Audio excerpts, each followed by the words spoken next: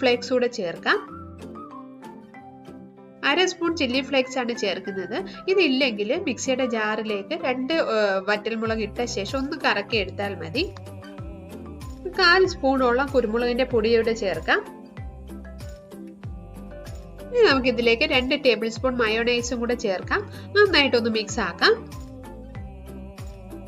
ഇതിലേക്ക് 1 നുള്ളു ഉപ്പും കൂടെ ചേർക്കാം.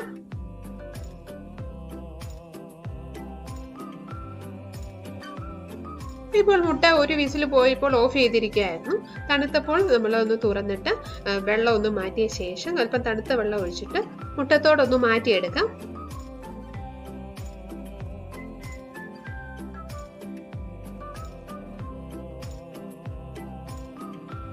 അതിനുശേഷം 2 മുട്ട നമുക്ക് പീസായിട്ടൊന്ന് കട്ട് ചെയ്യാം. 2 മുട്ട നമ്മൾ വേറൊരു ടൈപ്പിലാണ് ചെയ്യുന്നത്.